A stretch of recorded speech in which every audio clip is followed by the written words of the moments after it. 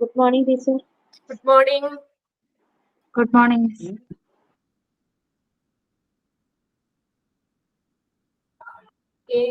എല്ലാരും എത്തിയില്ലേ? തുഷാര, ജാസ്മിൻ, ഷാരോൺ കയറിയില്ലേ? ഇല്ല teacher.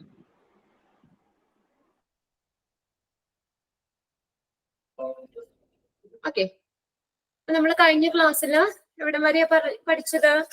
3 types of purchase അല്ലേ? ഇവിടെ വരെയല്ലേ എടുത്തത്? Okay, 3 types of purchase in hospitals. ഏതൊക്കെയാ 3 types of purchase വരുന്നത്? Local purchase. Local purchase. Purchase from supplier. Purchase from supplier. Import purchase. Import purchase. Local purchase എന്ന് പറഞ്ഞാൽ എവിടെ നിന്നാ പർച്ചേസിനെ ഏതാ പ്രിഫർ ചെയ്യുന്നേ? ലോക്കലി പ്രൊഡ്യൂസ്ഡ് അല്ലെ, നമ്മുടെ അടുത്തുള്ളത്. Local purchasing is a preference to buy goods and service which are locally produced rather than those produced in distant places. ദൂര സ്ഥലങ്ങളിൽ പ്രൊഡ്യൂസ് ചെയ്തതിനേക്കാളും നമ്മൾ തൊട്ടടുത്ത് നമ്മുടെ ലോക്കലി പ്രൊഡ്യൂസ് ചെയ്യുന്നതിനാണ്, പ്രൊഡ്യൂസ് ചെയ്യുന്ന ഗുഡ്സിനും സർവീസുകൾക്കും ഒക്കെ ആണ് നമ്മൾ പ്രിഫറൻസ് കൊടുക്കുന്നത്. പർച്ചേസ് ഫ്രം സപ്ലയർ എന്ന് പറഞ്ഞാൽ സപ്ലയറിൽ നിന്നാണ് പർച്ചേസ് ചെയ്യുന്നത്. അപ്പൊ അതിനകത്ത് എന്ന് പറഞ്ഞാൽ ആദ്യം തന്നെ ഈ വാലിഡ് എഗ്രിമെന്റ് ബിറ്റ്വീൻ കസ്റ്റമറും സപ്ലയറും തമ്മിൽ ഒരു എഗ്രിമെന്റ് ഉണ്ടാക്കും. നമ്മളിപ്പോ എന്തെങ്കിലും ഒരു ഇനം പർച്ചേസ് ചെയ്യുമ്പോൾ ആ കസ്റ്റമറും സപ്ലയറും തമ്മിൽ ഒരു എഗ്രിമെന്റ് ഉണ്ടാക്കും. അതായത് നമ്മൾ അതിന്റെ ആ സാധനത്തിന് അത് നമ്മൾ എന്താണോ പർച്ചേസ് ചെയ്യുന്നത് അതിന്റെ പ്രോഡക്ട്സിന്റെ പ്രൈസ്, വില സംബന്ധമായിട്ട് അത് എപ്പോഴെ എത്തിക്കുന്ന ടൈം, ഇതൊക്കെ സംബന്ധിച്ച് ഒരു എഗ്രിമെന്റ് ഉണ്ടാക്കും. അതിട്ടാണ് നമ്മൾ പർച്ചേസ് ചെയ്യുന്നത്. പർച്ചേസ് ഫ്രം സപ്ലയർ, വിതരണക്കാരിൽ നിന്ന് പർച്ചേസ് ചെയ്യും. മൂന്നാമത്തെ എന്ന് പറഞ്ഞാൽ ഇമ്പോർട്ട് പർച്ചേസ് ആണ്. ഇമ്പോർട്ട് പർച്ചേസ് എന്ന് പറഞ്ഞാൽ purchase of goods and services from foreign countries. നമ്മൾ ഇമ്പോർട്ട് പർച്ചേസ് ഫോറിൻ കൺട്രിയിൽ നിന്ന് പർച്ചേസ് ചെയ്യുന്നതാണ്. അങ്ങനെ 3 types ഓഫ് പർച്ചേസ് ആണ് ഹോസ്പിറ്റൽസിൽ. ലോക്കൽ പർച്ചേസ് ഉണ്ട്, പർച്ചേസ് ഫ്രം സപ്ലയറിൽ നിന്ന് പർച്ചേസ് ചെയ്യുന്നുണ്ട്, ഇമ്പോർട്ട് പർച്ചേസ് ഉണ്ട്.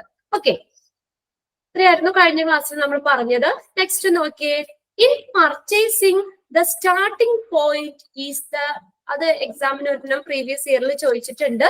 ഇൻ പർച്ചേസിംഗ് സ്റ്റാർട്ടിംഗ് പോയിന്റ്, പർച്ചേസിംഗിന്റെ സ്റ്റാർട്ടിംഗ് പോയിന്റ് എന്ന് പറയുന്നത് is the recognition of the need for a material on a product. Okay, അത് ഫുൾ സ്റ്റോപ്പ് ആണ് അവിടെ വരെയുള്ള സെന്റൻസ്. എന്താണ് എന്ന് വെച്ച് നോക്കിയേ, പർച്ചേസിംഗിന്റെ സ്റ്റാർട്ടിംഗ് പോയിന്റ് എന്ന് പറയുന്നത് ഒരു പ്രൊഡക്റ്റിന്റെ, ഒരു പ്രൊഡക്റ്റില്, ഒരു ഉൽപ്പന്നത്തില് ഒരു മെറ്റീരിയൽസിന്റെ നീഡ് എന്താണ് എന്നുള്ളത് റിക്കഗ്നൈസ് ചെയ്യുക, തിരിച്ചറിയുക. അതാണ് പർച്ചേസിംഗിന്റെ സ്റ്റാർട്ടിംഗ് പോയിന്റ് എന്ന് പറയുന്നത്. ഇത് in purchasing the starting point is the recognition of the need for a material on a product. ഒരു പ്രൊഡക്റ്റില് ഒരു മെറ്റീരിയലിന്റെ നീഡ് എന്താണ്, അതിന്റെ ആവശ്യകത എന്താണെന്ന് തിരിച്ചറിയുക എന്നാണ് പർച്ചേസിംഗിന്റെ സ്റ്റാർട്ടിംഗ് പോയിന്റ് എന്ന് പറയുന്നത്. ഇനി നോക്കിയേ, vendor or source selection has 4 stage. ഇനി വെൻഡേഴ്സ്, കച്ചവടക്കാര്, വെൻഡേഴ്സ് എന്ന് പറഞ്ഞാൽ, അപ്പൊ വെൻഡേഴ്സ് അല്ലെങ്കിൽ സോഴ്സിനെ നമ്മൾ സെലക്ട് ചെയ്യുന്നത് 4 സ്റ്റേജസിലൂടെയാണ്. ഫസ്റ്റ് നോക്കാം, first one survey stage. Survey എടുക്കും. സർവേ കേട്ടിട്ടില്ലേ? പല ആളുകൾക്ക് ഇത് കൊടുത്ത് അവരിൽ നിന്ന് സർവേ എടുക്കും. അങ്ങനെ നമുക്ക് വെൻഡേഴ്സിനെ സെലക്ട് ചെയ്യാം. രണ്ടാമത്തെ എൻക്വയറി സ്റ്റേജ്. എൻക്വയറി എന്ന് പറഞ്ഞാൽ അന്വേഷണങ്ങൾ നടത്തിയിട്ട് പലരുമായിട്ട് അന്വേഷിച്ച് നല്ല വെൻഡേഴ്സിനെ സെലക്ട് ചെയ്യാം. പിന്നെ തേർഡ് വൺ ആണ് നെഗോഷിയേഷൻ. തേർഡ് വൺ നോക്കിയേ, നെഗോഷിയേഷൻ സ്റ്റേജ്. നെഗോഷിയേഷൻ എന്ന് വെച്ചാൽ മലയാളം ചർച്ചകൾ. ചർച്ചകളിലൂടെ നമുക്ക് വെൻഡേഴ്സിനെ സെലക്ട് ചെയ്യാം. നെഗോഷിയേഷൻ, ചർച്ചകൾ. ഓക്കെ, ഇൻ ടേംസ് ഓഫ് അത് ഏതുമായിട്ട്, quality, quantity, lead time etcetera. ഇത് ഏതിന്റെ കാര്യത്തില? ഇൻ ടേംസ് ഓഫ് ക്വാളിറ്റിയുടെ, ക്വാണ്ടിറ്റിയുടെ, ലീഡ് ടൈം, അതിനുവേണ്ടി എടുക്കുന്ന ടൈം, ലീഡ് ടൈം എന്നിവയുടെ കാര്യത്തിൽ നമുക്ക് ചർച്ചകൾ നടത്താം. Negotiation stage. ഇനി നോക്കിയേ, ലീഡ് ടൈം എന്ന് പറയുന്നത് the time between ordering the material. അവിടെ ഒന്ന് കറക്റ്റ് ചെയ്തേ പ്രിന്റഡ് നോട്ടില്. ലീഡ് ടൈം എന്ന് പറയുന്നത് എന്താ? The time between ordering the material and getting it to the department. Okay, time between ordering the material and getting in to the department. Material order ചെയ്യുന്നത് മുതൽ ആ ഒരു ഡിപ്പാർട്ട്മെന്റിൽ എത്തുന്നതിന് ഇടയിലുള്ള ആ ടൈം, അതിനുവേണ്ടി എടുക്കുന്ന ടൈമാണ് ലീഡ് ടൈം എന്ന് പറയുന്നത്. The time between ordering the material and getting it to the department. Order ചെയ്യുന്നത് മുതൽ ആ ഡിപ്പാർട്ട്മെന്റിൽ എത്തുന്നതിന് വേണ്ടി വരുന്ന ആ സമയം, അതിനാണ് ലീഡ് ടൈം എന്ന് പറയുന്നത്. ഇനി വെൻഡേഴ്സിനെ സെലക്ട് ചെയ്യാൻ ഉള്ള ലാസ്റ്റ് സ്റ്റേജ് എന്ന് പറഞ്ഞാൽ എക്സ്പീരിയൻസ് സ്റ്റേജ്.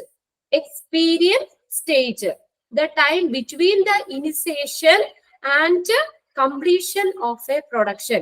ഒരു പ്രൊഡക്റ്റ്, അതിന്റെ ഇനിഷ്യേഷൻ, അതിന്റെ പ്രൊഡക്ഷന്റെ ആരംഭം മുതൽ അതിന്റെ കംപ്ലീഷൻ, അവസാനം വരെയുള്ള എടുക്കുന്ന ടൈം, അതാണ് എക്സ്പീരിയൻസ് സ്റ്റേജ് എന്ന് പറയുന്നത്. അവിടെ ഒന്ന് നോട്ട് ചെയ്തോ, experience stage. The time between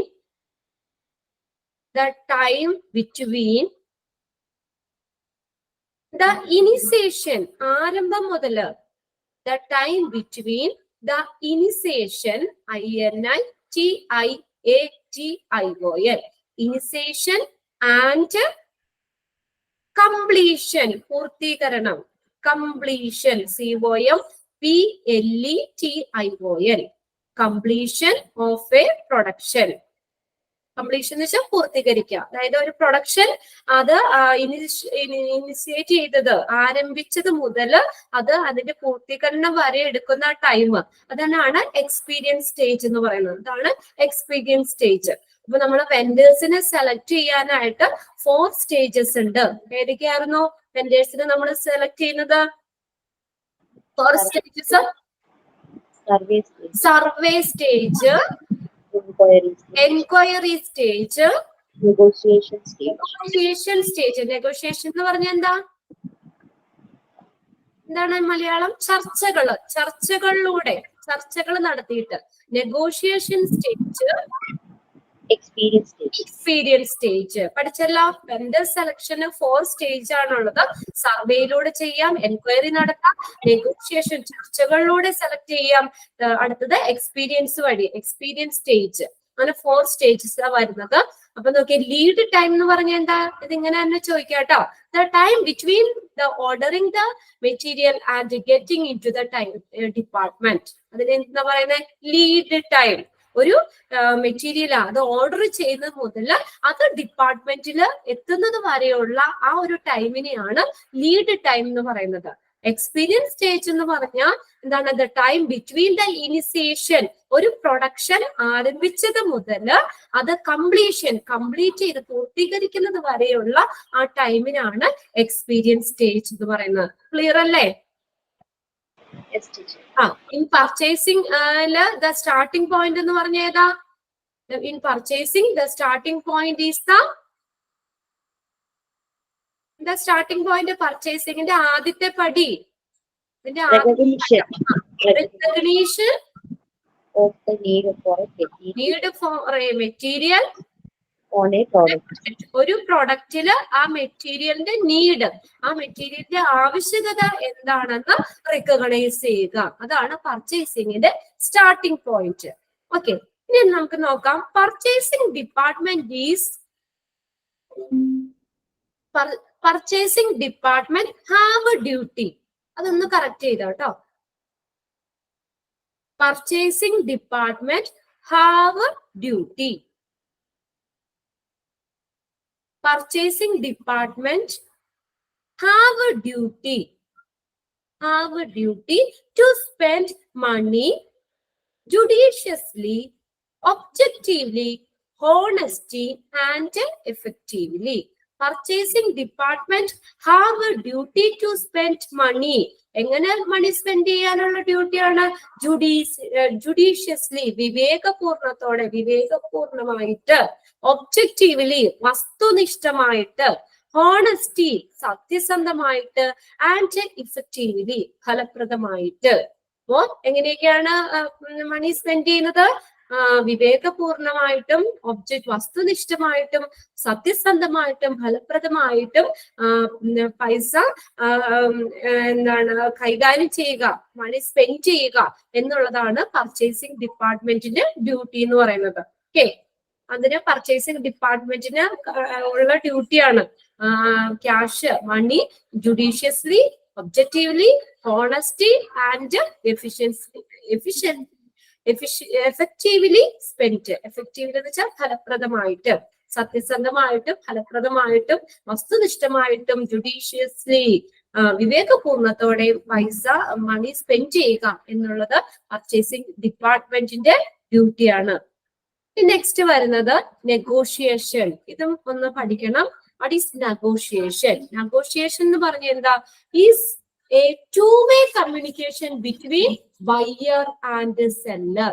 by ചെയ്യുന്ന ആളും സെല് ചെയ്യുന്നവരും, ബയ്യറും സെല്ലറും തമ്മിലുള്ള, വാങ്ങുന്ന ആളും വിൽക്കുന്നതും അല്ലെ, ബയ്യറും സെല്ലറും തമ്മിലുള്ള two-way കമ്മ്യൂണിക്കേഷനെയാണ് നെഗോഷിയേഷൻ എന്ന് പറയുന്നത്. Is a two-way communication between buyer and seller. What is negotiation?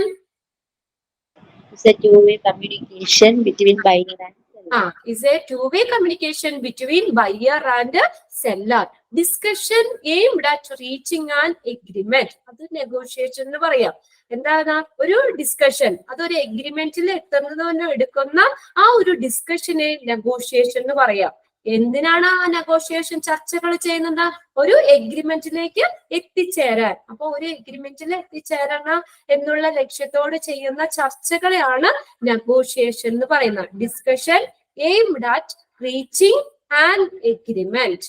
Discussion aimed at reaching an agreement is negotiation. Is a two-way communication between buyer and seller. ബയ്യറും സെല്ലറും തമ്മിലുള്ള two-way communication ആണ് negotiation എന്ന് പറയുന്നത്.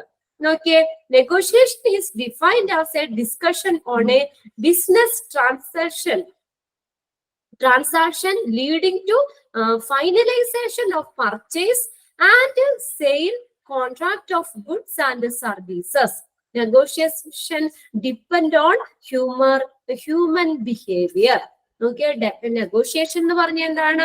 ഗുഡ്സിന്റെയും അതുപോലെ തന്നെ സർവീസുകളുടെയൊക്കെ ക്രയവിക്രയങ്ങള്, അതിന്റെ കരാർ, ഫൈനലൈസേഷൻ, ഫൈനലിലേക്ക്, അന്തിമ ഘട്ടത്തിലേക്ക്, അന്തിമമാക്കുന്നതിന് വേണ്ടി നടത്തുന്ന ഡിസ്കഷൻ, ഒരു ബിസിനസ് ഇടപാടിനെ കുറിച്ചുള്ള ഒരു ചർച്ചയാണ് നെഗോഷിയേഷൻ എന്ന് പറയുന്നത്. Is defined as a discussion.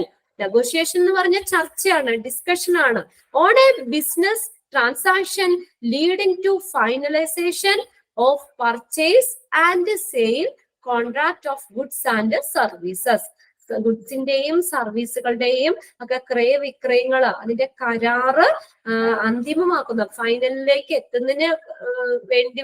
എത്തുന്നതിലേക്ക് നയിക്കുന്ന ഒരു ബിസിനസ് ഇടപാടിനെ കുറിച്ചുള്ള ഒരു ചർച്ചയാണ് നെഗോഷിയേഷൻ എന്ന് പറയുന്നത്. Negotiation depend on human behaviour. Negotiation എന്തിനാ ഡിപ്പെൻഡ് ചെയ്തേക്കുന്നത്? Depend on dash.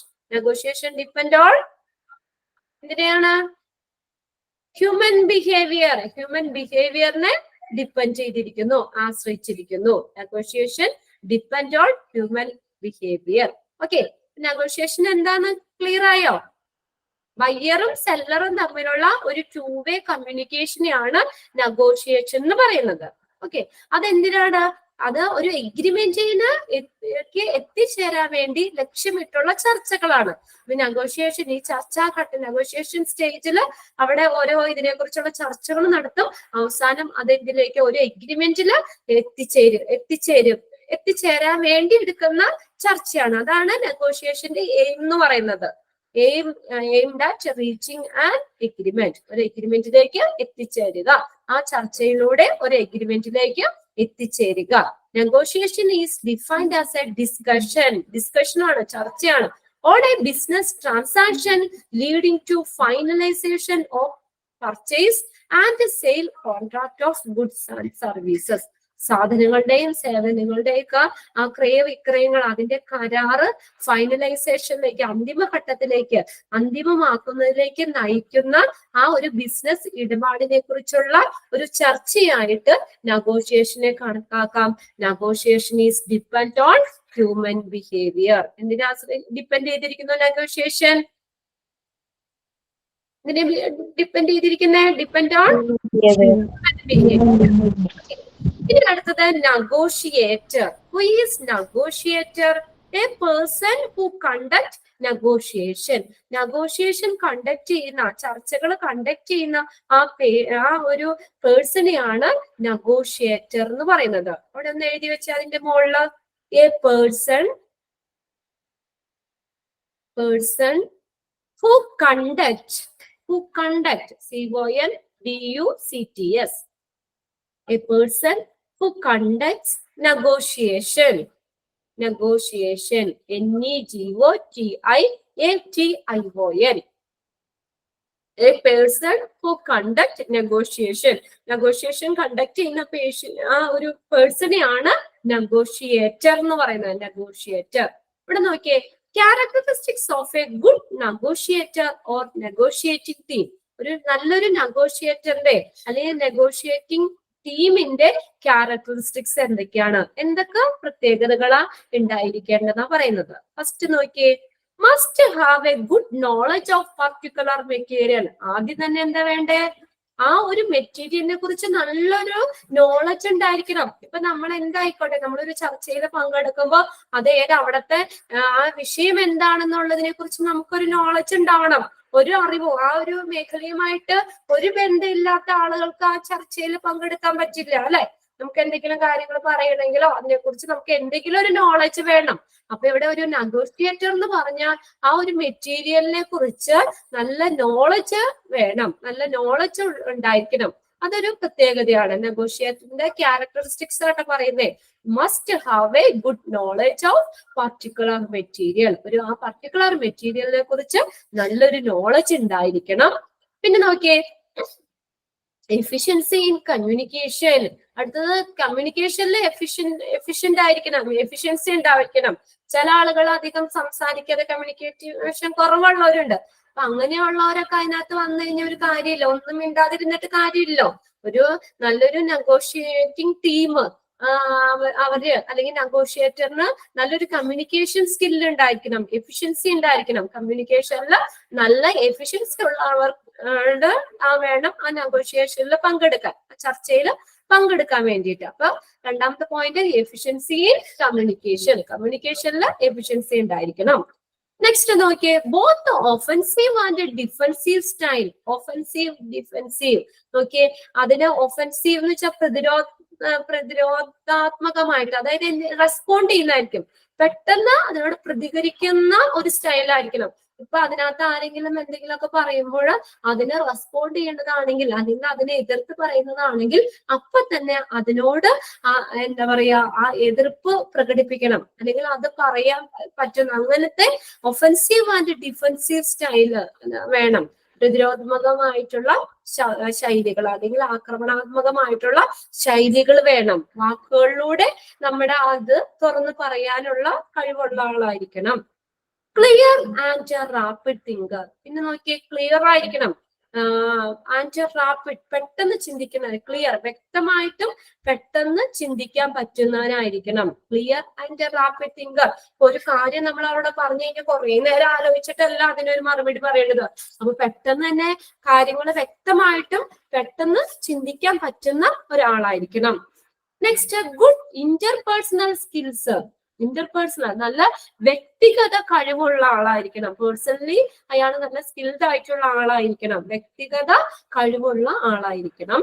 Next, knowledge about law of contracting agreements, accounting and pricing. Knowledge about law of contract, കരാറുകളുടെ നിയമം, പിന്നെ അതുപോലെ accounting, contracting agreements, accounting and pricing, വില നിർണയം, ഓരോന്നിനും pricing, വില നിർണയിക്കാനൊക്കെ അതിനെക്കുറിച്ചൊക്കെ നോളജ് ഉള്ള ഒരാളായിരിക്കണം നെഗോഷിയേറ്റർ എന്ന് പറയുന്നത്. Knowledge about law of contract, contracting agreements, accounting and pricing. Next, logical thinker. Logical thinker. എന്താ logical thinker എന്ന് പറഞ്ഞാൽ? Logical യുക്തിപരമായിട്ട്, എന്തിനേയും യുക്തിപരമായിട്ട് ചിന്തിക്കാൻ പറ്റുന്നവരായിരിക്കണം. ഓക്കെ, യുക്തിപരമായിട്ട് ചിന്തിക്കാൻ പറ്റുന്നവരായിരിക്കും. ലോജിക്കൽ തിങ്കർ ആയിരിക്കണം. Good listener. പിന്നെ അടുത്ത് നോക്കിയേ, നമ്മൾ എപ്പോഴും പറഞ്ഞാൽ പോരാ, മറ്റുള്ളവർ പറയണ കാര്യങ്ങളും കൂടി കേൾക്കാനായിട്ട് അതിന് ഒരു കഴിവുള്ള ആളായിരിക്കണം. മറ്റുള്ള ആളുകളുടെ അഭിപ്രായങ്ങളും ഒക്കെ നല്ല കേൾക്കാൻ പറ്റുന്ന നല്ലൊരു ലിസണർ ആയിരിക്കണം. നല്ലൊരു ശ്രോതാവും കൂടി ആയിരിക്കണം. Next, optimistic. Optimistic, what is meaning optimistic? ശുഭാപ്തി വിശ്വാസം. നല്ല പോസിറ്റീവായിട്ട് എല്ലാ കാര്യങ്ങളും പറയുമ്പോൾ നമ്മൾ ശരിയാവും, അല്ലെങ്കിൽ നല്ല ഇതായിട്ട് വരും എന്നൊരു പോസിറ്റീവ് ആറ്റിറ്റ്യൂഡ്, ശുഭാപ്തി വിശ്വാസം ഉള്ളവരായിരിക്കണം. പിന്നെ ഗുഡ് സെൻസ് ഓഫ് ഹ്യൂമർ. നല്ല നർമ്മബോധം, സെൻസ് ഓഫ് ഹ്യൂമർ, നല്ല ഹ്യൂമർ നർമ്മബോധം ഉള്ളവരായിരിക്കണം. ഇത്രയും കാര്യങ്ങളാണ് നെഗോഷിയേറ്ററിന്റെ ക്യാരക്ടറിസ്റ്റിക്സ്, അല്ലെങ്കിൽ നല്ലൊരു നെഗോഷിയേറ്ററിന്റെ ക്യാരക്ടറിസ്റ്റിക്സ്, അല്ലെങ്കിൽ നെഗോഷിയേറ്റർ ടീമിന്റെ ക്യാരക്ടറിസ്റ്റിക്സ്. ഇത് ഇമ്പോർട്ടന്റ് ആണ് കേട്ടോ. ഇത് ക്വസ്റ്റ്യൻ പേപ്പറിൽ ചോദിച്ചിട്ടുണ്ട്. ഗുഡ് നെഗോഷിയേറ്ററിനുള്ള ക്യാരക്ടറിസ്റ്റിക്സിൽ ഇൻക്ലൂഡ് ചെയ്തത് ഏതാന്ന് ചോദിച്ചിട്ടുണ്ട്. ഒന്ന് വായിക്കോ ആരാ? ജാസ്മിൻ ഫസ്റ്റ് 3 പോയിന്റ് വായിക്കട്ടോ. Must have. ക്യാരക്ടറിസ്റ്റിക്സ് അല്ലേ? ക്യാരക്ടറിസ്റ്റിക്സ് ഇപ്പൊ നമ്മൾ പറഞ്ഞ പോയിന്റ്സുകൾ ഒന്നുകൂടി നമുക്കൊന്ന് ക്ലിയർ ആക്കി പോകാം. Okay. Must have a good knowledge of particular material, efficiency in communication, both if offensive and defensive style. Okay, next ആരാ? അടുത്ത പോയിന്റ് വായിക്കാം. ഷാരോ വായിക്കോ? അടുത്ത 3 point വായിക്കേ. Clear and rapid thinker, good interpersonal skills, knowledge about interpersonal skill. Okay. skills, knowledge about law of contracting agreement, accounting and pricing. Contracting agreements, comma ഉണ്ട് കേട്ടോ, അതവിടെ comma ഇട്ടിട്ടില്ല. Contracting agreements, accounting and pricing, ഇതിലൊക്കെ നല്ല knowledge ഉണ്ടായിരിക്കണം. Next Thushara, ബാക്കിയുള്ളത് വായിച്ചോ. Logical thinker, good listener, optimistic, good sense of humor. Sense of humour. Characteristics മനസ്സിലായില്ലേ? ഏതെങ്കിലും കിട്ടാത്തുണ്ടോ? ക്ലിയർ അല്ലേ? Yes, teacher. ഓക്കെ, അപ്പൊ അത് ആ പോയിന്റ്സുകളൊന്നും നോക്കണം കേട്ടോ. ഇത് നല്ലൊരു നെഗോഷിയേറ്ററിന് അല്ലെങ്കിൽ നെഗോഷിയേഷൻ ടീമിനുള്ള ക്യാരക്ടറിസ്റ്റിക്സ് എന്തൊക്കെയാണെന്ന്. ഇനി നമുക്ക് നെക്സ്റ്റ് നോക്കാം, ഒബ്ജക്റ്റീവ്സ് ഓഫ് നെഗോഷിയേഷൻ. നെഗോഷിയേഷന്റെ ഒബ്ജക്റ്റീവ്സ് എന്തൊക്കെയാണ്? ഒബ്ജക്റ്റീവ്സ്, ഓക്കെ, ലക്ഷ്യങ്ങൾ എന്തൊക്കെയാ നോക്കാം. To safeguard organizations interest and goal. ഒരു ഓർഗനൈസേഷന്റെ ഒരു സംഘടനയുടെ അതിന്റെ താല്പര്യങ്ങളും ഇൻട്രസ്റ്റും ഗോള് ലക്ഷ്യങ്ങളും ഒക്കെ സംരക്ഷിക്കുക. അതാണ് നെഗോഷിയേഷന്റെ ഒരു ഒബ്ജക്റ്റീവ് എന്ന് പറയുന്നത്. To safeguard organizations interest and goals. ഒരു ഓർഗനൈസേഷന്റെ ഇൻട്രസ്റ്റ് എന്താണ്, താല്പര്യം എന്താണ്, അതിന്റെ ഗോള് ലക്ഷ്യങ്ങൾ എന്തൊക്കെയാണെന്നുള്ളത് അതിനെ സംരക്ഷിക്കുക. Second point, to see that the organization is not in a disadvantageous position. Second നോക്കിയേ, സംഘടന ഒരു പ്രതികൂലമായിട്ടുള്ള അവസ്ഥയിലല്ലെന്ന് കാണാൻ. അതായത് നമുക്ക് എല്ലാം അഡ്വാൻറ്റേജസ് പൊസിഷനിലാണ്, നല്ല പോസിറ്റീവ് ആണെന്നുള്ള ഇതാണ് വരുന്നത്. അപ്പൊ ഇതിനകത്ത് അത് ഡിസഡ്വാൻറ്റേജസ് പൊസിഷനിൽ അല്ലെന്ന് കാണല്. ഇതാണ് to see that the organisation is not in a disadvantageous position. ഒരു സംഘടന പ്രതികൂലമായിട്ടുള്ള അവസ്ഥയിലല്ലെന്ന് കാണൽ. ഓക്കെ, ഇനി തേർഡ് നോക്കിയേ, to ensure that the organisation gets all benefits which can easily and comparatively come to it in normal circumstances. സാധാരണ normal circumstances സാധാരണ സാഹചര്യങ്ങളിൽ എളുപ്പത്തിലും അതുപോലെ തന്നെ താരതമ്യേന വേഗത്തിലും ഒക്കെ ലഭിക്കുന്ന എല്ലാ ആനുകൂല്യങ്ങളും സ്ഥാപനത്തിലും ഉണ്ട് എന്നുള്ളത് എൻഷുർ ചെയ്യുക, ഉറപ്പുവരുത്തുക.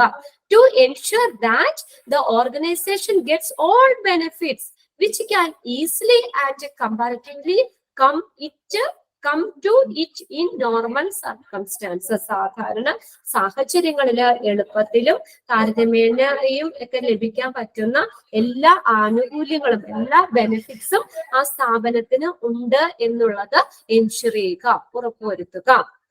Next, fourth point, to see that the distinct future of the organisation is not bargained for the present. അത് നോക്കിയേ, പ്രസന്റ് സിറ്റുവേഷനിൽ മാത്രമല്ല നമ്മൾ അടുത്തത് ഫ്യൂച്ചർ കൂടി നമ്മൾ കണക്കിലെടുക്കേണ്ടതുണ്ട്. ഇപ്പത്തെ കാര്യം മാത്രമല്ല നമ്മൾ വേണ്ടത്, ഇനി ഫ്യൂച്ചറിൽ എന്താവും അതും നമ്മൾ നെഗോഷിയേഷനിൽ ഉൾപ്പെടുത്തേണ്ടതാണ്.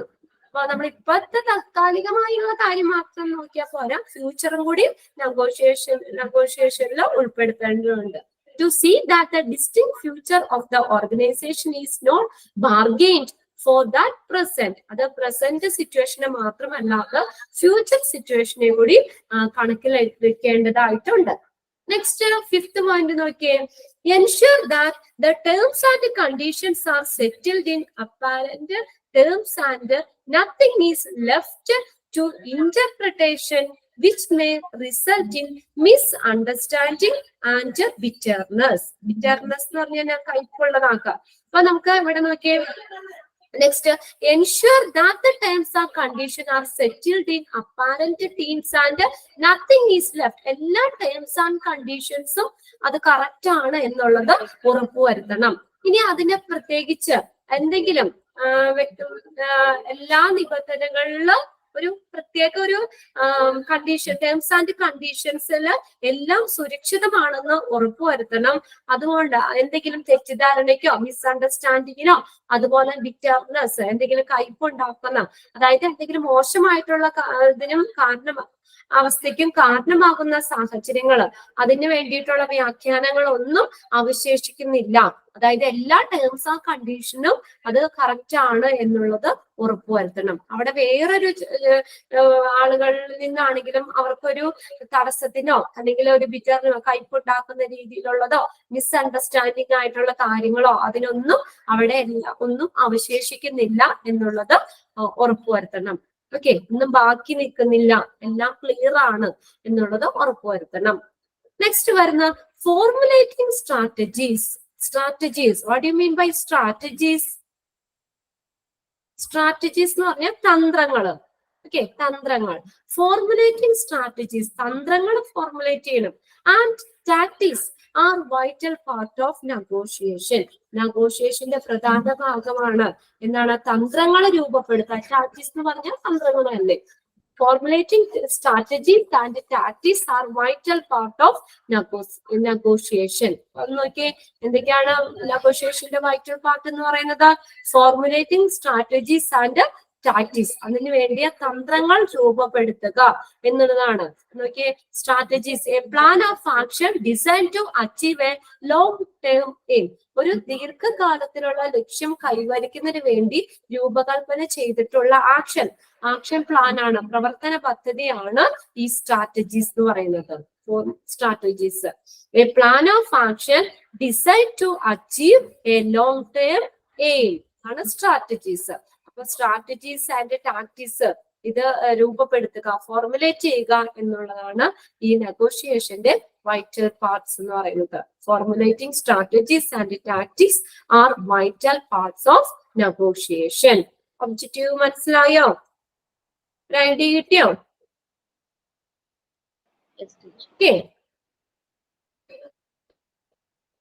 തുഷാര, പോയിന്റ്സ് എല്ലാം കിട്ടിയോ? Sharon, Jasmine, okay. ഒന്നാമത്തെ എന്താ പറഞ്ഞ നമ്മള്, ഒരു ഓർഗനൈസേഷന്റെ ഇൻട്രസ്റ്റ്, താല്പര്യം എന്താണ്, ഗോളുകൾ എന്താണെന്നുള്ളത് സേഫ് ഗാർഡ് ചെയ്യുക, സംരക്ഷിക്കുക. പിന്നെ അടുത്തത് എന്താ, നമ്മള് to see that the organisation is not in disadvantages position. അത് ഈ ഒരു ഓർഗനൈസേഷൻ പ്രതികൂല അവസ്ഥയിലല്ലെന്ന് കാണിക്കല്. അപ്പൊ എല്ലാം പോസിറ്റീവായിട്ട് അനുകൂലമായിട്ടുള്ളതാണെന്ന് ഉറപ്പുവരുത്തണം. അതാണ് പ്രതികൂല അവസ്ഥയിലല്ലെന്ന് കാണല്. പിന്നെ അടുത്ത to ensure that the organization get all benefits which are easily comparatively come to it in normal circumstances. സാധാരണ സാഹചര്യങ്ങളിൽ പെട്ടെന്ന് എളുപ്പത്തിലും താരതമ്യേനയും ലഭിക്കുന്ന എല്ലാ ബെനിഫിറ്റ്സും ആ ഓർഗനൈസേഷൻ, ആ സ്ഥാപനത്തിന് ഉണ്ട് എന്നുള്ളത് എൻഷുർ ചെയ്യണം, ഉറപ്പുവരുത്തണം. പിന്നെ അടുത്തത് to see that the distant future. നോക്കിയേ, അടുത്തതെന്ന് പറഞ്ഞാൽ നമ്മൾ ഇപ്പത്തെ പ്രസന്റ് കാര്യങ്ങൾ മാത്രം നെഗോഷിയേഷനിൽ വന്നാൽ പോരാ, പാസ്റ്റ് ആയിട്ടുള്ളതും പ്രസന്റ് സിറ്റുവേഷൻ മാത്രമല്ല നമ്മുടെ ഫ്യൂച്ചറിനെയും കൂടി കണക്കിലെടുക്കേണ്ടതുണ്ട്. പിന്നെ ലാസ്റ്റ് നമ്മൾ നോക്കി, അതിനകത്ത് ലാസ്റ്റ് പറയാം to see that distant future എന്ന് പറഞ്ഞത് പ്രസന്റ് മാത്രമല്ല നമ്മൾ നോക്കേണ്ടത്, ഫ്യൂച്ചറിലെ കാര്യങ്ങൾ കൂടി നെഗോഷിയേഷനിലൊക്കെ ഉൾപ്പെടുത്തേണ്ടതായിട്ടുണ്ട്. അതും കൂടി നമ്മൾ കണക്കിലാക്കണം. പിന്നെ അടുത്ത് നോക്കിയേ, ഈ എൻഷുർ ദാറ്റ് എല്ലാ ടേംസ് ആൻഡ് കണ്ടീഷൻസും സെറ്റിൽ ചെയ്ത് കറക്റ്റ് ആക്കി വെച്ചിട്ടുണ്ട്, അത് കറക്റ്റ് സെറ്റിൽഡ് ചെയ്തിട്ടുണ്ട് എന്നുള്ള ഉറപ്പ് വരുത്തണം. ഇനി എന്തെങ്കിലും interpretations which may be leading to misunderstanding and bitterness, മിസ്അണ്ടർസ്റ്റാൻഡിങ്ങിനോ അല്ലെങ്കിൽ ബിറ്റർനെസ്സിനോ ഒക്കെ കാരണമാകുന്ന ഒന്നും അവശേഷിക്കുന്നില്ല. എല്ലാവരും കറക്റ്റ് ആണ്, ടേംസ് ആൻഡ് കണ്ടീഷൻസ് ഒക്കെ സെറ്റിൽഡ് ആക്കിയിട്ടുണ്ടെന്ന് എൻഷുർ ചെയ്യണം. പിന്നെ അടുത്ത ലാസ്റ്റ് വരുന്നത് formulating strategies and tactics are vital part of negotiation. നെഗോഷിയേഷന്റെ ഒരു പ്രധാനപ്പെട്ട പാർട്ട് എന്ന് പറയുന്നത് സ്ട്രാറ്റജീസ് രൂപപ്പെടുത്തുക, ഫോർമുലേറ്റ് ചെയ്യുക, തന്ത്രങ്ങൾ രൂപപ്പെടുത്തുക എന്നുള്ളതാണ്. എല്ലാ പോയിന്റ്സും കിട്ടിയോ? ക്ലിയർ ആയോ? ഓക്കെ, ഇത്തിരി ബുദ്ധിമുട്ടുള്ള നമ്മുടെ സാധാരണ പറഞ്ഞു പോകാനെല്ലാം പറ്റില്ല, അതുകൊണ്ടാണ് ഞാൻ വീണ്ടും പറയുന്നത്. കുറച്ച് ഭാഗ്യം നമുക്ക് ഒരു ദിവസം കവർ ചെയ്യാൻ പറ്റുള്ളൂ. ഇച്ചിരി നിങ്ങളതൊന്ന് ശ്രദ്ധിച്ചാലും നോക്കാം. ഇനി ഇവിടെ വരുന്നത് നോക്കിയേ, negotiation committee includes of purchasing manager, finance manager, particular person from the user ഡിപ്പാർട്ട്മെന്റിൽ നിന്നുള്ള particular person, most probably administration also, ഒരു പക്ഷെ അഡ്മിനിസ്ട്രേഷനും ഉൾപ്പെടാം. അപ്പൊ ഇതിനകത്ത് ചോദിക്കാം, ഈ നെഗോഷിയേഷൻ കമ്മിറ്റിയിൽ ഇൻക്ലൂഡ് ചെയ്തേക്കുന്നത് ആരൊക്കെയാണ്? നെഗോഷിയേഷൻ കമ്മിറ്റിയിൽ വരുന്ന ആരൊക്കെയാന്നൊക്കെ? Purchase manager, manager, finance manager, finance manager, particular person, user ഡിപ്പാർട്ട്മെന്റിൽ നിന്നുള്ള ഒരു പ്രത്യേക പേഴ്സൺ, പർട്ടിക്കുലർ പേഴ്സൺ. പിന്നെ ഒരു പക്ഷെ അഡ്മിനിസ്ട്രേഷനും ഈ നെഗോഷിയേഷൻ കമ്മിറ്റിയിൽ ഇൻക്ലൂഡ് ചെയ്യാം. അപ്പൊ നോക്കണം കേട്ടോ, നെഗോഷിയേഷൻ കമ്മിറ്റിയിൽ വരുന്ന ആരൊക്കെയാന്ന്. ഇനി നമുക്ക് നോക്കേണ്ടത് പ്രോസസ് ഓഫ് നെഗോഷിയേഷൻ പ്രോസസ്സ്, ചർച്ചയുടെ ആ ഒരു പ്രോസസ്സ് എങ്ങനെയൊക്കെയാന്ന്. അതിനെ നമ്മൾ 3 phase ആയിട്ട് ഡിവൈഡ് ചെയ്തേക്കുന്നത്. നെഗോഷിയേഷൻ പ്രോസസ്സിനെ 3 ആയിട്ട് ക്ലാസിഫൈ ചെയ്യാം. ഫസ്റ്റ് ഫേസ് എന്ന് പറഞ്ഞാൽ പ്രീ നെഗോഷിയേഷൻ ഫേസ്. പ്രീ എന്ന് പറഞ്ഞ എന്താ? മുമ്പ്, ഏതിനു മുന്നേ? നെഗോഷിയേഷന് മുന്നുള്ള ഫേസ്. ഓക്കെ. രണ്ടാമത്തെ ഫേസ് എന്ന് പറഞ്ഞാൽ മീറ്റിംഗ് ഫേസ്. സി വരുന്നത് post negotiation phase or executive phase. ഇനി മൂന്നാമത്തെ നെഗോഷിയേഷൻ, ചർച്ച കഴിഞ്ഞിട്ടുള്ള ആ സ്റ്റേജ്. അങ്ങനെ 3 ഫേസാ ഉള്ളത്. നെഗോഷിയേഷന്റെ 3 ഫേസുകൾ ഏതൊക്കെയായിരുന്നു? pre negotiation phase, meeting phase, post negotiation phase. ഏതൊക്കെയാ 3 phase Thushara? Pre-negotiation phase, meeting phase, post-negotiation phase or executive phase. Executive phase എന്ന് പറഞ്ഞാൽ പോസ്റ്റ് നെഗോഷിയേഷൻ ഫേസ് എന്ന് പറഞ്ഞാൽ സെയിം ആണ്. ഇനി നോക്കിയേ, പ്രീ നെഗോഷിയേഷൻ ഫേസ്. അതില് 5 steps ആയിട്ട് വീണ്ടും ക്ലാസിഫൈ ചെയ്തിട്ടുണ്ട്. പ്രീ നെഗോഷിയേഷൻ ഫേസിനെ 5 steps ആയിട്ട് ക്ലാസിഫൈ ചെയ്തിട്ടുണ്ട്.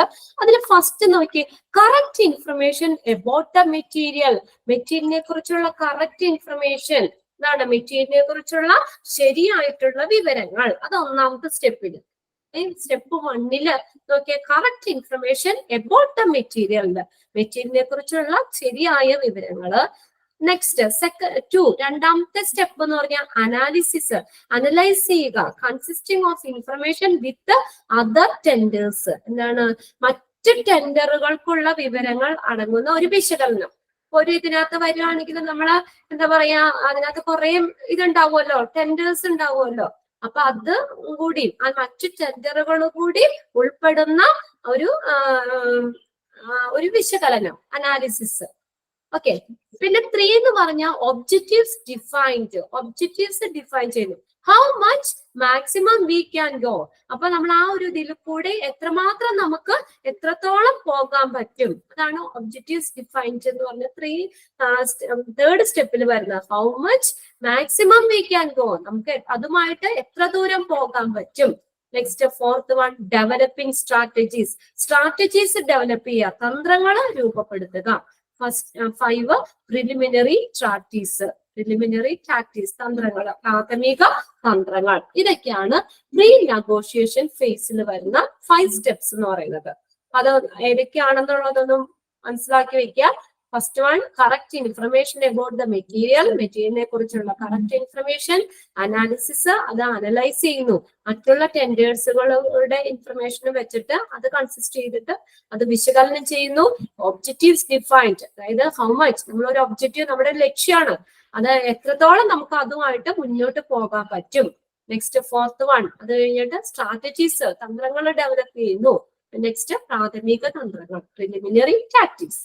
ഇനി സെക്കൻഡ് ഫേസ് എന്ന് പറഞ്ഞാൽ മീറ്റിംഗ് ഫേസ് ആണ്.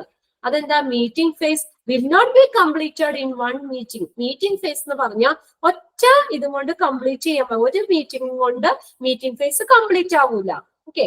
അതിനകത്ത് ഡിവൈഡ് ഇൻറ്റു മീറ്റിംഗ് ഫേസിനെ 3 ആയിട്ട് ഡിവൈഡ് ചെയ്തിട്ടുണ്ട്. Exploratory meeting, discussion meeting, agreement meeting. അപ്പോ ഈ മീറ്റിംഗ് ഫേസിനെ വീണ്ടും 3 ആയിട്ട് ഡിവൈഡ് ചെയ്തിട്ടുണ്ട്. Exploratory meeting, discussion meeting, agreement meeting. Okay. Sharon, ഏതൊക്കെയാണ് മീറ്റിംഗ് ഫേസിനെ ഡിവൈഡ് ചെയ്തേക്കുന്നത്? exploratory meeting, discussion meeting, agreement agreement meeting. meeting. Okay. Exploratory meeting എന്ന് പറഞ്ഞാൽ പര്യവേഷണ യോഗം. അതായത് എന്താ? 2 parties introduce themselves and information analyzed. 2 കക്ഷികള് സ്വയം ഇൻട്രൊഡ്യൂസ് ചെയ്യുന്നു. അവര് സ്വയം, ഇപ്പൊ നമ്മളൊരു ചർച്ചയിൽ വരുമ്പോ അതിനകത്ത് ഒത്തിരി ഇതുണ്ടാവുമല്ലോ. അപ്പൊ അതിനകത്ത് മീറ്റിംഗിൽ വരുമ്പോ ആ കക്ഷികൾ പരസ്പരം എന്ത് ചെയ്യുന്നു? ഇൻട്രൊഡ്യൂസ് ചെയ്യുന്നു. ഓരോരുത്തരും 2 parties, 2 പാർട്ടികളും പരസ്പരം ഇൻട്രൊഡ്യൂസ് ചെയ്യുന്നു. ആൻഡ് ഇൻഫർമേഷൻ അനലൈസ് ചെയ്യുന്നു, വിശകലനം ചെയ്യുന്നു. അതാണ് എക്സ്പ്ലോറേറ്ററി മീറ്റിംഗ്, പര്യവേഷണ യോഗം. രണ്ടാമത്തെ ഡിസ്കഷൻ മീറ്റിംഗ്, ഇഷ്യൂ ഡിസ്കസ്ഡ്. ഉണ്ടോ? ഡിസ്കഷൻ മീറ്റിംഗിൽ എന്താ? ആ ഒരു ഇഷ്യൂ എന്താണ്, ആ ഒരു പ്രശ്നം എന്താണെന്നുള്ളത് ഡിസ്കസ് ചെയ്യുന്നു. അത് കേട്ടാൽ തന്നെ അറിയാം. Discussion meeting, issues discussed. ഇനി അടുത്ത് നോക്കിയേ, എഗ്രിമെന്റ് മീറ്റിംഗില് agreement reached at and the contract is signed by both the parties. Agreement മീറ്റിംഗിലോ അപ്പൊ ഇഷ്യൂ ഡിസ്കസ് ചെയ്തിട്ട് അവരൊരു എഗ്രിമെന്റിലേക്ക് എത്തിച്ചേരുന്നു. And the contract is signed by, 2 പാർട്ടികളും തമ്മിൽ അതിന് ഒരു കോൺട്രാക്റ്റില് സൈൻ ചെയ്യുന്നു. അതാണ് എഗ്രിമെന്റ് ശരിയാക്കുന്നു, എഗ്രിമെന്റ് എഴുതുന്നു. 2 പാർട്ടികളും തമ്മിൽ ആ ഒരു എഗ്രിമെന്റിൽ, ആ ഒരു കോൺട്രാക്റ്റിൽ സൈൻ ചെയ്യുന്നു. അപ്പൊ അങ്ങനെ 3 ഫേസുകളാണ് മീറ്റിംഗ് ഫേസിൽ വരുന്നത്. ഒറ്റ മീറ്റിംഗ് കൊണ്ട് ഇത് കംപ്ലീറ്റ് ആവില്ല, നെഗോഷിയേഷനിൽ ഇത് കംപ്ലീറ്റ് ആവുന്നില്ല. ഈ നെഗോഷിയേഷനകത്ത് അതിന്റെ മീറ്റിംഗ്, അതുമായിട്ട് ബന്ധപ്പെട്ട മീറ്റിംഗ് 3 മീറ്റിംഗ് ഫേസോടുകൂടിയാണ് ഇരുന്നത്. Divide into 3. എക്സ്പ്ലോറേറ്ററി മീറ്റിംഗ് വരുന്നുണ്ട്, ഡിസ്കഷൻ മീറ്റിംഗ് ഉണ്ട്, എഗ്രിമെന്റ് മീറ്റിംഗ് ഉണ്ട്. എക്സ്പ്ലോറേറ്ററി മീറ്റിംഗിൽ എന്താ ചെയ്യുന്നത്? 2 parties introduce themselves and information analyse ചെയ്യുന്നു, വിശകലനം ചെയ്യുന്നു. എന്നിട്ട് അത് ഡിസ്കഷൻ, ഇഷ്യൂസ് ഡിസ്കസ് ചെയ്യുന്നു ഡിസ്കഷൻ മീറ്റിംഗില്. എഗ്രിമെന്റ് മീറ്റിംഗിലോ അതിനുശേഷം അവര് ഒരു 2 പാർട്ടികളും തമ്മിൽ ഒരു എഗ്രിമെന്റിലേക്ക്, അല്ലെങ്കിൽ ഒരു കോൺട്രാക്റ്റിലേക്ക് എത്തിച്ചേരുന്നു. അവരത് സൈൻ ചെയ്യുന്നു. ക്ലിയർ ആയോ? ഓക്കെ. ഇനി നമ്മൾ 3ാമത്തെ ഫേസ് ആണ് പറഞ്ഞത്. അപ്പൊ നമ്മൾ പ്രീ നെഗോഷിയേഷൻ ഫേസ് പറഞ്ഞു, സെക്കൻഡ് വൺ മീറ്റിംഗ് ഫേസ് പറഞ്ഞു. ഇനി 3ാമത്തെ എന്ന് വെച്ചാൽ post negotiation phase or executive phase. Negotiation കഴിഞ്ഞിട്ടുള്ള, ചർച്ച കഴിഞ്ഞിട്ടുള്ള സ്റ്റേജ് നോക്കിയ phase. Agreement is carried out. അപ്പൊ ചർച്ചയ്ക്ക് ശേഷം സൈൻ ചെയ്തു എഗ്രിമെന്റ്, അത് കോൺട്രാക്ട് സൈൻ ചെയ്തിട്ട് ഇനി എന്ത് ചെയ്യുന്നു? 3ാമത്തെ അടുത്ത ഫേസിലേക്ക് agreement is carried out. Agreement നടപ്പിലാക്കുന്നു, കരാറ് നടപ്പിലാക്കുന്നു. അതിന്റെ സ്റ്റെപ്സ് എന്ന് പറഞ്ഞാൽ to place the purchase order, inspection at the source, to receive a particular item in our store, inspection at our premises, accepted or rejected, record in stock register, installing or storing, payment. അപ്പൊ ഇത്രയാണ് ഈ post negotiation ഫേസിൽ വരുന്ന സ്റ്റെപ്പുകൾ. ഇത് ഇന്ന് തന്നെ നിങ്ങളൊന്ന് റീഡ് ചെയ്യണം കേട്ടോ.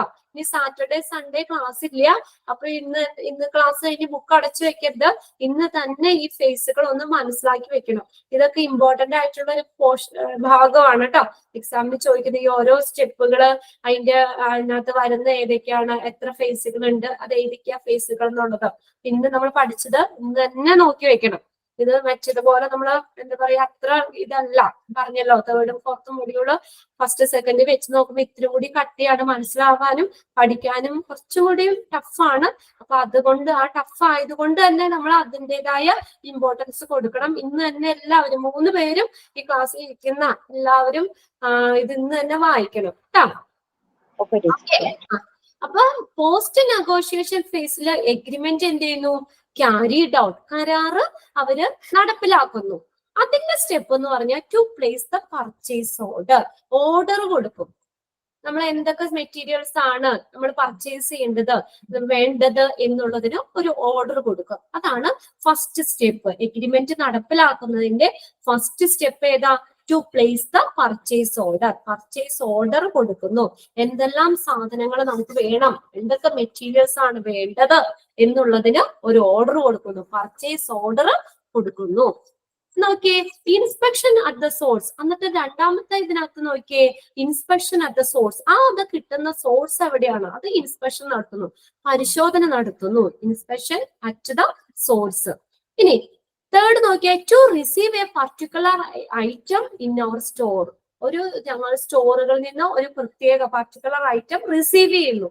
ഇൻസ്പെക്ഷൻ നടത്തിയിട്ട് നെക്സ്റ്റ് റിസീവ് ചെയ്യുന്നു. To receive a particular item in our stores. നമ്മുടെ സ്റ്റോറുകളിൽ ഒരു പ്രത്യേക ഐറ്റം റിസീവ് ചെയ്യുന്നു. Next inspection at our premises. Inspection at our premises. നമ്മളുടെ പരിസരത്തൊക്കെ ഇൻസ്പെക്ഷൻ നടത്തുന്നു, പരിശോധന നടത്തുന്നു. അതായത് ഇപ്പൊ മെറ്റീരിയൽസ് നമ്മളൊരു ഹോസ്പിറ്റലിലാണെങ്കിൽ നമ്മൾ മെറ്റീരിയൽ ഇതിനു വേണ്ടി നമ്മൾ ഓർഡർ കൊടുക്കും. പർച്ചേസ് ഏത് ഡിപ്പാർട്ട്മെന്റിനാണോ ഇത് ആവശ്യമായിട്ടുള്ളത് അവര് എന്ത് ചെയ്യുന്നു? ഓർഡർ കൊടുക്കും. അത് കഴിഞ്ഞിട്ട് ആ സോഴ്സ് എവിടെയാണോ അതിന് ഇൻസ്പെക്ഷൻ നടത്തുന്നു. നമ്മുടെ സ്റ്റോറുകളിൽ അത് ഒരു പ്രത്യേക സ്റ്റോറുകളിൽ നിന്ന് ഒരു പ്രത്യേക ഐറ്റം സ്വീകരിക്കുന്നു. ഇനി അടുത്ത നോക്കിയേ, ഫോർത്ത് ഇൻസ്പെക്ഷൻ അറ്റ് അവർ പ്രിമിസീസ്. അതായത് ഞങ്ങളുടെ പരിസരത്ത് തന്നെ പരിശോധന നടത്തുന്നു. അതായത് ഇവിടെ ഉദ്ദേശിക്കുന്നത് വെച്ചാൽ മെറ്റീരിയൽസ് ഹോസ്പിറ്റലിൽ എത്തുമല്ലോ, കൊണ്ടുവന്നതിന് ശേഷമുള്ള പരിശോധന. അതാണ് ഇൻസ്പെക്ഷൻ അറ്റ് അവർ പ്രിമിസീസ് എന്ന് പറയുന്നത്. ആ മെറ്റീരിയൽസ് ഹോസ്പിറ്റലിലേക്ക് കൊണ്ടുവന്നതിന് ശേഷമുള്ള പരിശോധന. എല്ലാം ഉണ്ടോ അല്ലെങ്കിൽ എല്ലാം ഓക്കെ അല്ലേ എന്നുള്ളതൊന്ന് ചെക്ക് ചെയ്യുമല്ലോ. അതാണ് ഇൻസ്പെക്ഷൻ അറ്റ് അവർ പ്രിമിസീസ് എന്ന് പറയുന്നത്. പിന്നെ അക്സെപ്റ്റഡ് ഓർ റിജക്റ്റഡ്. നമുക്ക് അക്സെപ്റ്റ് ചെയ്യണമെങ്കിൽ അക്സെപ്റ്റ് ചെയ്യാം, റിജക്ട് ചെയ്യണമെങ്കിൽ റിജക്ട് ചെയ്യാം. ഇപ്പൊ ഏതെങ്കിലും നമുക്ക് പറ്റില്ലാത്തതോ അല്ലെങ്കിൽ എന്തെങ്കിലും കംപ്ലൈന്റ് അല്ലെങ്കിൽ കറക്റ്റ് അല്ലെങ്കിൽ അത് റിജക്ട് ചെയ്യാം, ബാക്കിയൊക്കെ നമുക്ക് അക്സെപ്റ്റ് ചെയ്യാം. Accepted or rejected. Record in stock register. എന്നിട്ട് എന്ത് ചെയ്യണം? അക്സെപ്റ്റ് ചെയ്തത് എത്ര മെറ്റീരിയൽസ് നമ്മൾ അക്സെപ്റ്റ് ചെയ്തു എന്നുള്ളത് സ്റ്റോക്ക് രജിസ്റ്ററിൽ അവിടെ റെക്കോർഡ് ചെയ്ത് വെക്കണം, എഴുതി വെക്കണം. അടുത്തത് ഇൻസ്റ്റോളിങ് ഓർ സ്റ്റോറിങ്. ഇൻസ്റ്റോൾ ചെയ്യുക, അത് നമ്മൾ അങ്ങോട്ടേക്ക് എത്തിക്കണം. ഓർ സ്റ്റോറിങ്, സ്റ്റോർ ചെയ്യും, അത് സ്റ്റോർ ചെയ്യും. Okay, installing capital equipment or storing. Capital equipment എന്ന് പറഞ്ഞാൽ മലയാളത്തിലെ മൂലധന ആസ്തികൾ എന്ന് പറയും. ഒരു ഹോസ്പിറ്റലിലെ മൂലധന ആസ്തികൾ എന്ന് പറഞ്ഞാൽ എന്താ? ഒരു കുറെ വില കൊടുത്ത് വാങ്ങുന്ന മെറ്റീരിയൽസാ. അത് എപ്പോഴും നമുക്ക് പർച്ചേസ് ചെയ്യാൻ പറ്റില്ല.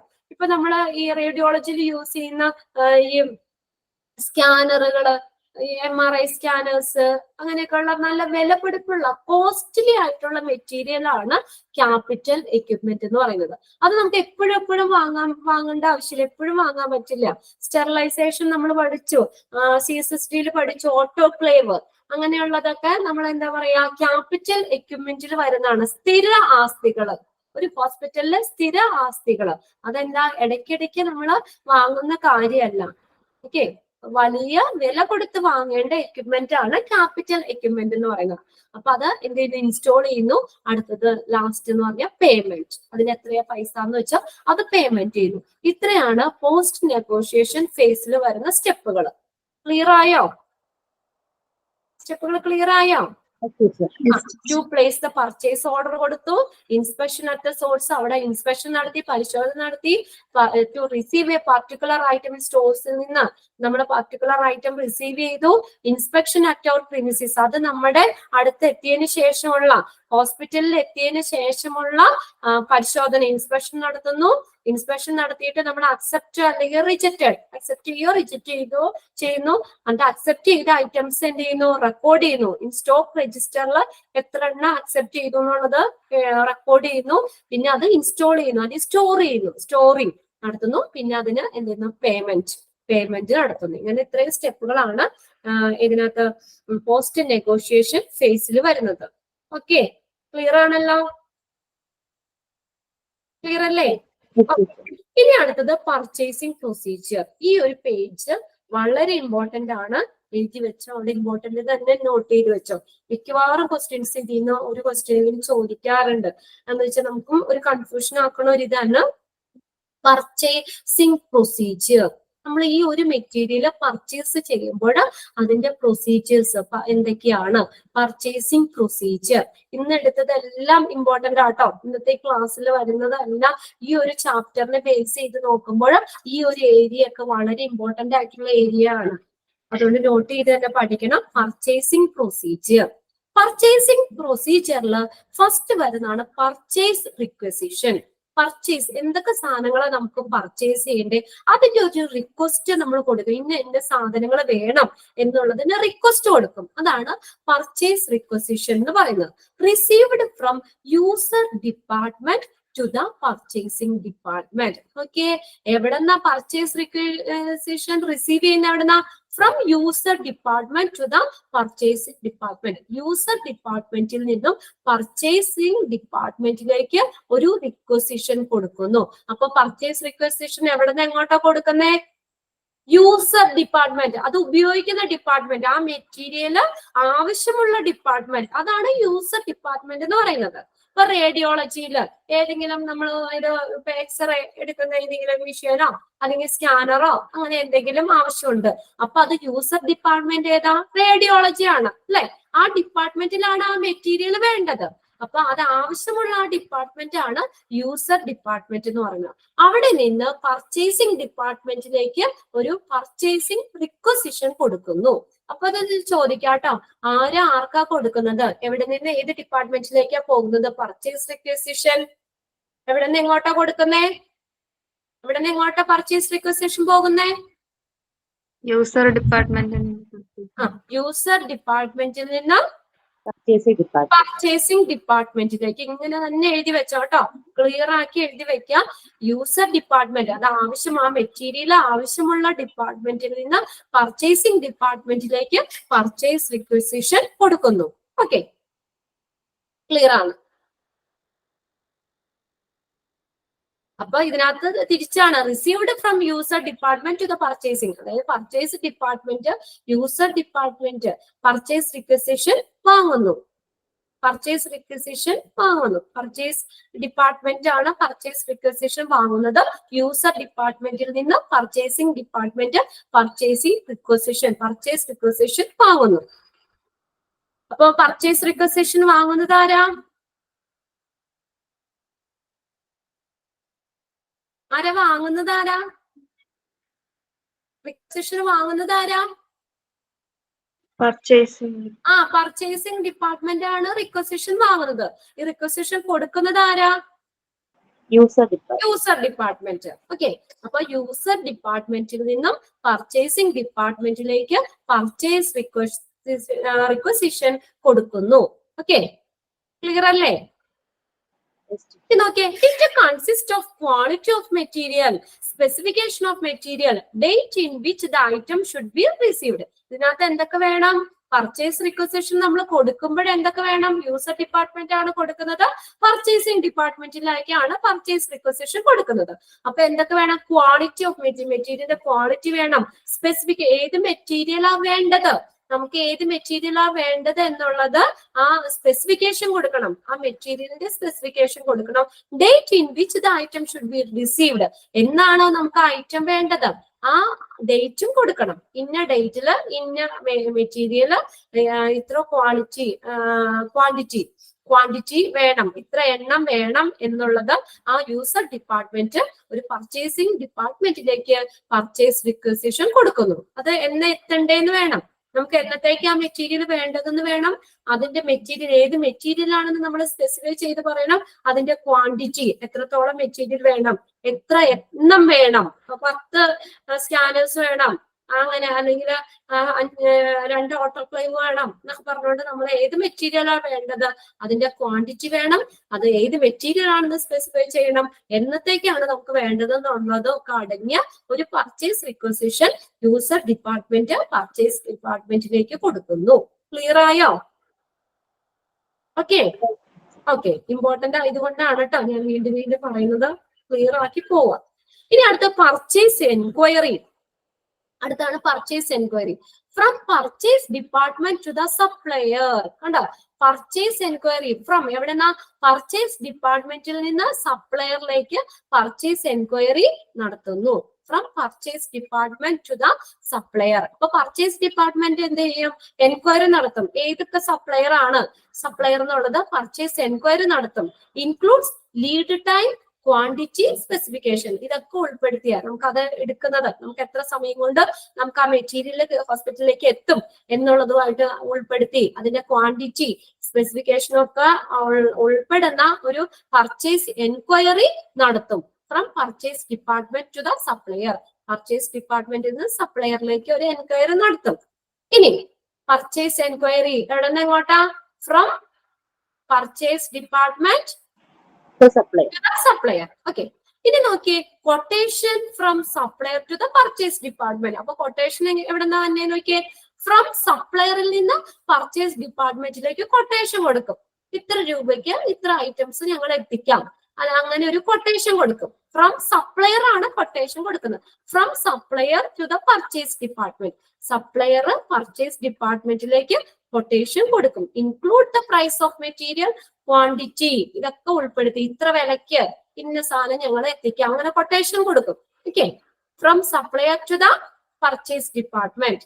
From supplier to the purchase department quotation. Next comparative statement, compare different quotation. അടുത്തത് ഏതാ വരുന്നേ?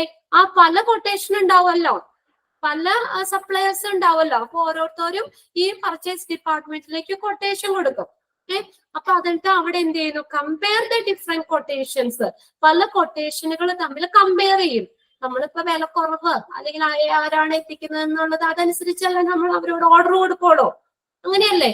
കൊട്ടേഷൻ നമ്മൾ പലരും തന്ന കൊട്ടേഷൻ നോക്കിയിട്ട് നമുക്ക് ഏറ്റവും ആപ്റ്റ് ആയിട്ടുള്ളത് ഏതാന്ന് വെച്ചാൽ അതല്ലേ നമ്മൾ എടുക്കുന്നത്, അല്ലേ? Compare different quotations. ആ കൊട്ടേഷൻ പല കൊട്ടേഷൻസ് കമ്പയർ ചെയ്യുന്നു. ഇനി അടുത്ത് നോക്കിയേ, പർച്ചേസ് ഓർഡർ.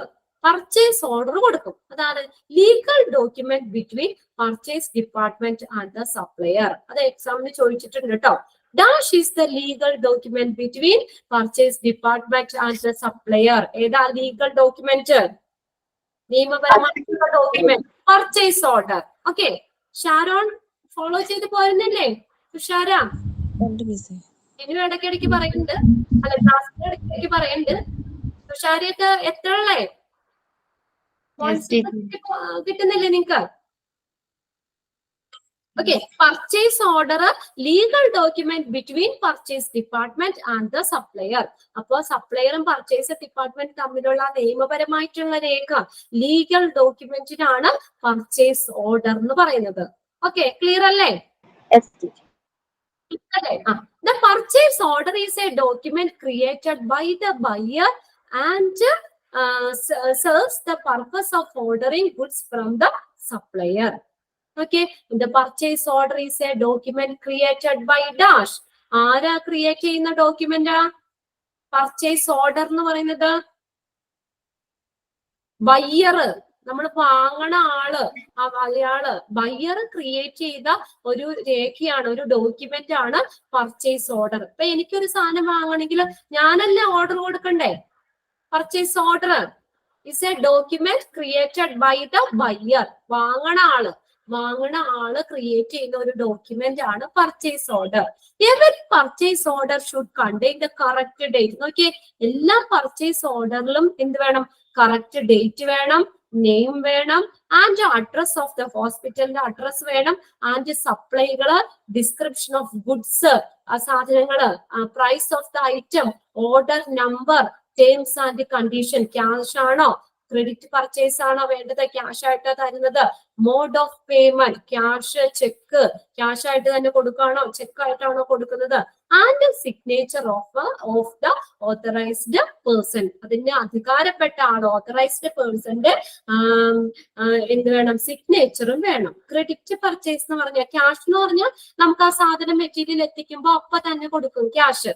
ക്രെഡിറ്റ് പർച്ചേസ് എന്ന് പറഞ്ഞാൽ കടമായിട്ട്, അല്ലെങ്കിൽ പിന്നീട് ഇന്ന ദിവസം തരാം എന്നുള്ള രീതിയിൽ കൊടുക്കുന്നതാണ് ക്രെഡിറ്റ് പർച്ചേസ്. കടമായിട്ട് കൊടുക്കുന്നത്, അപ്പൊ തന്നെ നമ്മൾ പേ ചെയ്യൂല, അതിന്റെ ബില്ല് അപ്പൊ തന്നെ നമ്മൾ പേ ചെയ്യില്ല. അതാണ് ക്രെഡിറ്റ് പർച്ചേസ് എന്ന് പറയുന്നത്. ഓക്കെ, അപ്പൊ ഇനി അടുത്തത് നമ്മൾ പർച്ചേസ് ഓർഡർ പറഞ്ഞത് ആരൊക്കെ തമ്മിലുള്ള ലീഗൽ ഡോക്യുമെന്റാ? created by the buyer. Purchase ഡിപ്പാർട്ട്മെന്റും സപ്ലയറും തമ്മിലുള്ള ഒരു ലീഗൽ ഡോക്യുമെന്റ്, നിയമപരമായ രേഖയാണ് പർച്ചേസ് ഓർഡർ എന്ന് പറയുന്നത്. Is created by purchase buyer, വാങ്ങണ ആള് ക്രിയേറ്റ് ചെയ്ത ഒരു ഡോക്യുമെന്റ് ആണ് പർച്ചേസ് ഓർഡർ എന്ന് പറയുന്നത്. എല്ലാ പർച്ചേസ് ഓർഡറിലും എന്തൊക്കെ വേണം അതൊന്ന് നോക്കിയേ.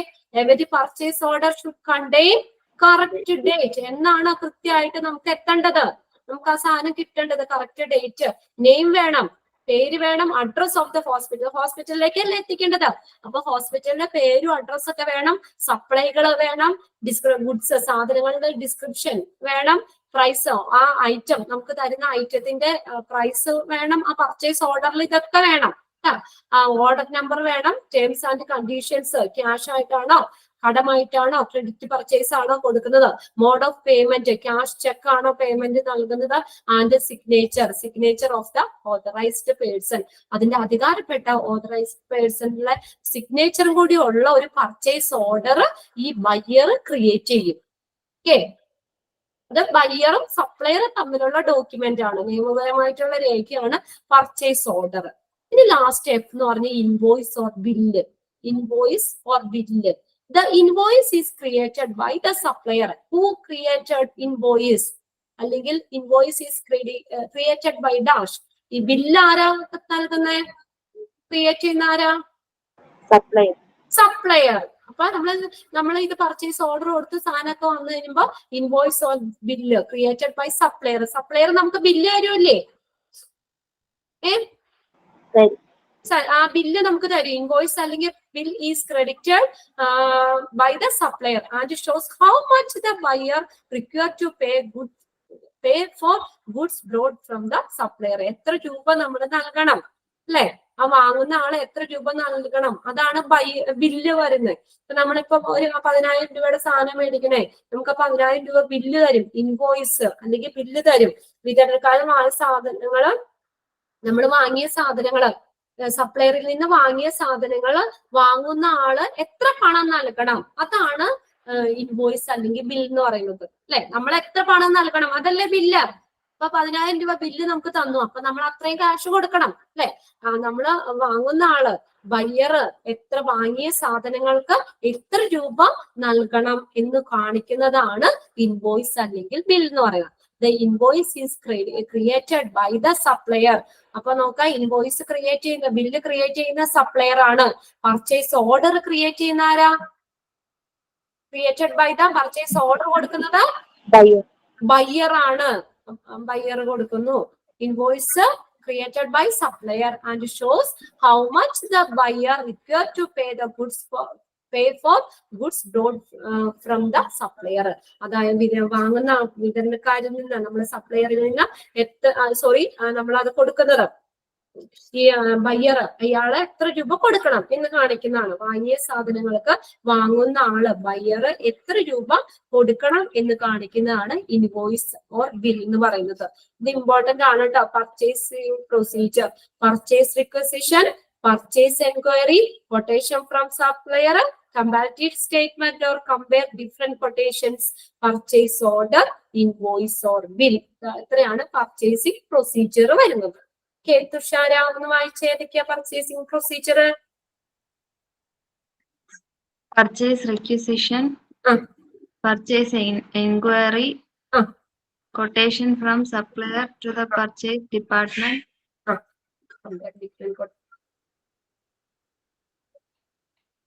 പിന്നെ comparative statement, comparative statement or compare different quotation, പല കൊട്ടേഷൻ കമ്പയർ ചെയ്യും. purchase order, order, invoice or bill.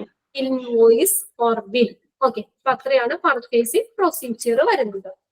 Okay, അപ്പൊ നമ്മുടെ ക്ലാസ് വൈൻഡപ്പ് ചെയ്യാൻ സമയമായി. ഇത്രയും നമുക്ക് നിർത്താം. അപ്പൊ ഇന്ന് പഠിച്ചതൊക്കെ ഇമ്പോർട്ടന്റ് ആണ് കേട്ടോ.